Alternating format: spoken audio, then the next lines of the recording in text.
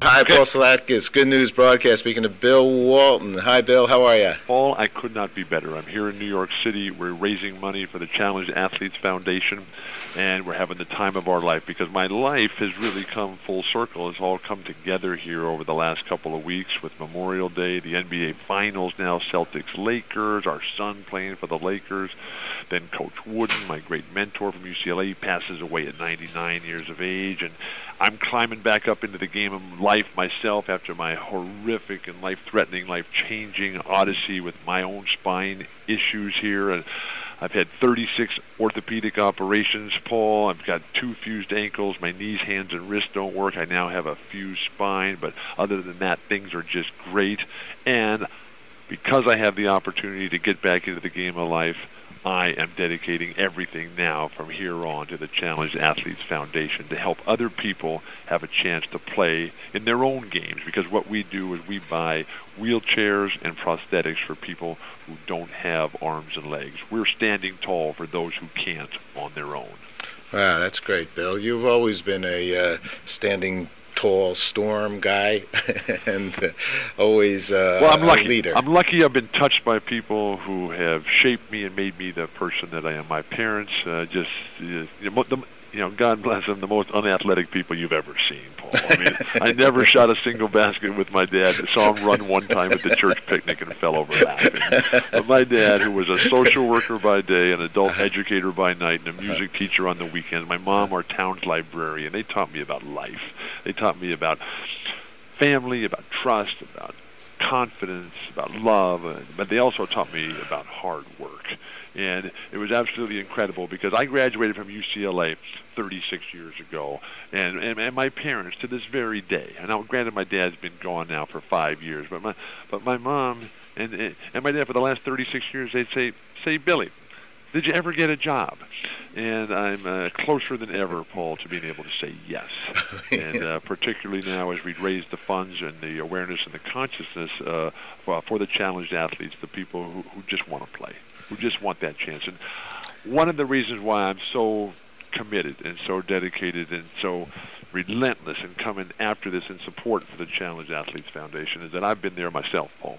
Mm-hmm. I mean, I've been down. I'm the most injured athlete in the history of sports. The structural congenital defects in my feet that led to the endless areas of stress fractures, and ultimately the 2 fused ankles, and then moving up through my knees and all the falls from everything that have just destroyed these hands and wrists, and now it being in my spine, after the last 2.5 years when I just had a life that was not worth living. And I'm just on that ground, and I can't move, and the unrelenting, excruciating, debilitating pain just radiating throughout my whole body, the nerve pain. The closest I can come to describing it is that visualize yourself being submerged into a vat of scalding acid with an electrifying current going through it, and you can't get out. And that was my life, and it was over. I had a life that was just nothing. So I'm there standing on the edge of the bridge figuring it's better to jump than to go back to what I had. And then I get saved. I mean, I get saved by a brilliant surgeon who's working with an incredible company with new techniques, new technology, new devices to give me a life with a reconstructed, cleaned out, and rebuilt, bolted together spine. I mean, I've got 4 4-inch bolts in my spine, 2 titanium rods, a big erector set cage to hold it all together, and spacers between all the vertebrae. And now I'm back in the game of life, and I'm looking at these other athletes who are out there trying to participate, who don't have the good fortune, who don't have that chance. And so as we try to buy these incredibly expensive prosthetics, I mean, a prosthetic for someone who's missing an arm or leg, that can cost anywhere from $10,000 to $30,000. And their wheelchairs incredibly expensive, just so that they can roll into the game of life. And I'm the lucky one. I've been able to get back up and play one more time. Now, while I can't play basketball, I can stand, I can walk, I can go to the pool, I can go to the weight room, and I can ride my bike.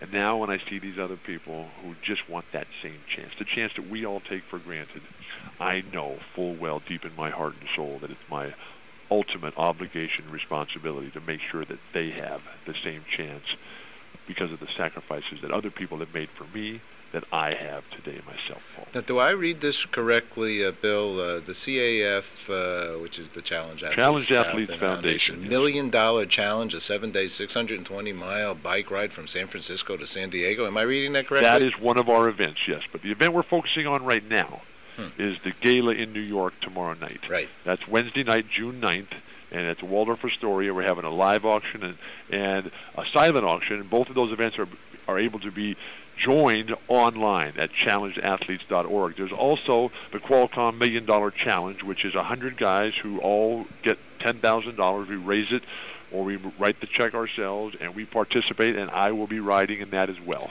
And I'm just excited as can be. There will be challenged athletes riding in that group ride from San Francisco starting on October 16th and culminating in San Diego on October 23rd. And October 24th, there will be a Challenged Athletes Foundation triathlon, which I'll also be participating, not as a swimmer or a runner, but I'm a bike rider. I can still ride my bike. Oh, this is a very, very... Actually, Bill, for me, myself, I was at a little MRI yesterday on my back, and tomorrow is my birthday, and I'm coming over there because I appreciate what people do for other people. We have a motto here at Good News Broadcast, all we are is what we are for each other. And you are a statement in that regard. One of my greatest teachers, John Wooden, he learned from Mother Teresa that a life not lived for others is not a life. Now, while John Wooden was ostensibly a basketball coach, he was really an English teacher who happened to have young men under his athletic supervision in the afternoon. And so here was a guy who was charged with making other people's lives better. And visualize for yourself how important sport is in your life, whether you're a participant, whether you're a fan, whether you're in the business of sport. I mean, it's just... Sport is the segment of our lives that touches everybody and everything. And now just imagine if you can't participate. Visualize, if you will, the guys who make the ultimate sacrifice and go over on our behalf to the Middle East to take care of business over there. And they come back without an arm or a leg or without any of them. Or how about a child who's born with a very serious birth defect without an arm or a leg? Or how about someone who has a tragic accident somewhere along the line and all of a sudden they find themselves with nothing? It's our job to make that happen for them. I know I would not be here without other people's incredible sacrifice, other people's incredible discipline and commitment and willingness to make it happen for me, little Billy, with his red hair and his freckles and his big nose and his goofy, nerdy-looking face and his horrendous speech impediment. But, hey, I got that chance. Now, my duty is to make it happen for others and give other people that chance. Stand tall, Paul. Stand tall.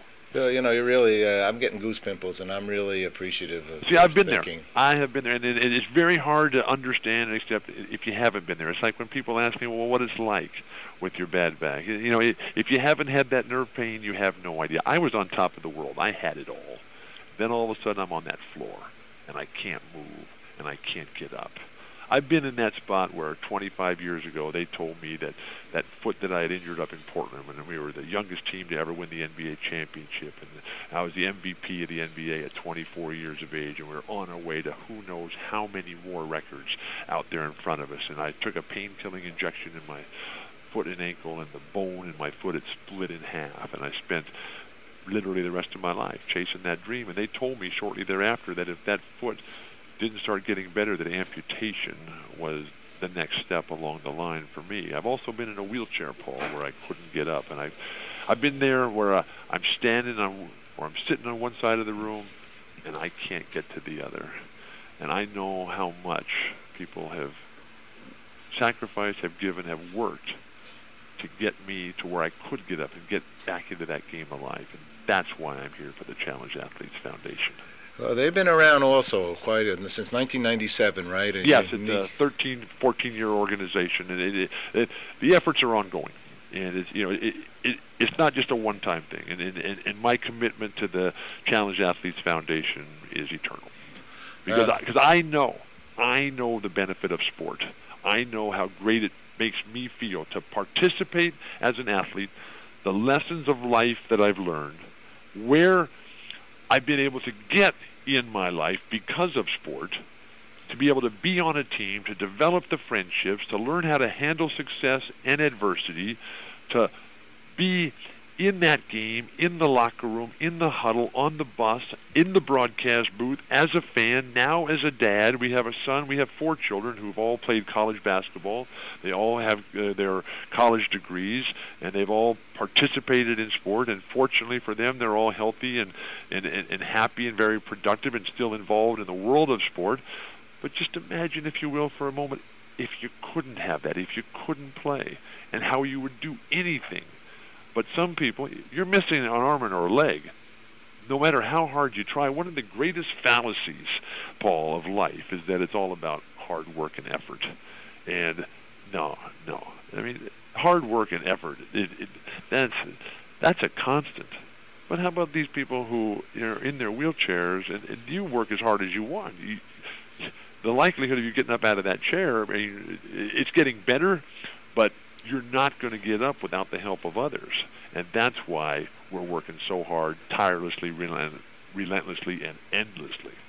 Well, we appreciate it immensely. There's many opportunities for others as well here. You have volunteering with this organization. You go to we're going to link over to the webpage. You have fundraising, donation, sponsorships. You got a lot of Hawaii Heroes, Heart, and Hope Gal. A lot of good things going on with the organization, Bill. We have great sponsors, and we have Virgin Atlantic. We have Ossur Prosthetics, okay. and Virgin America Airlines. Excuse me. Okay. And but also Bruce Hornsby. God, I love Bruce Hornsby. At the gala tomorrow night, Wednesday night, June 9th, at the Waldorf Astoria Hotel. Bruce Hornsby is going to come and he's going to sing for us. Now, I've been fighting what the set list for him all summer long as we get going. And it was great because here was a guy, Bruce Hornsby, who was just so handsome, so stud. He's got it all. Just, beautiful wife, angel of mercy, goddess of the night, just children, just absolutely handsome as can be. And he's got everything going for him, a huge star. And as soon as he heard about this, he said, "Bill, how can I help?" And he just donated everything. And Steinway has come over to help with everything. And so Bruce is going to come over, and he's going to sing. And he's going to tell us the stories. He's going to tell us the stories of life, of love, of hardship, of happiness, of achievement, of overcoming adversity, and being part of a special team.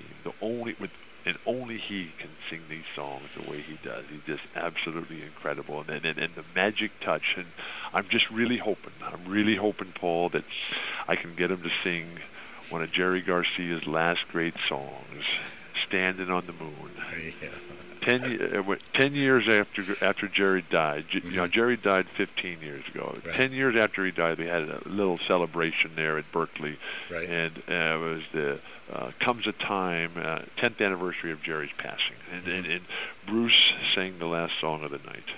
And he was there, and he sang Jerry's song, "Standing on the Moon." And it was unbelievable. And whenever I've had my toughest challenges over the years, I've always put a recording of that version of "Standing on the Moon." And so if I can get Bruce to play that song tomorrow night, I will have done my job. Because when you hear that song, when you hear the anthem and the urge, the drive, the passion, the commitment to make it happen, to get it done, to get up and get to where you need to be.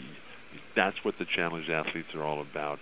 That's what Bruce Hornsby has always stood for. That's what this song, "Standing on the Moon," is all about. And hopefully you can find your own version of Jerry Garcia, Crimson White, and Indigo.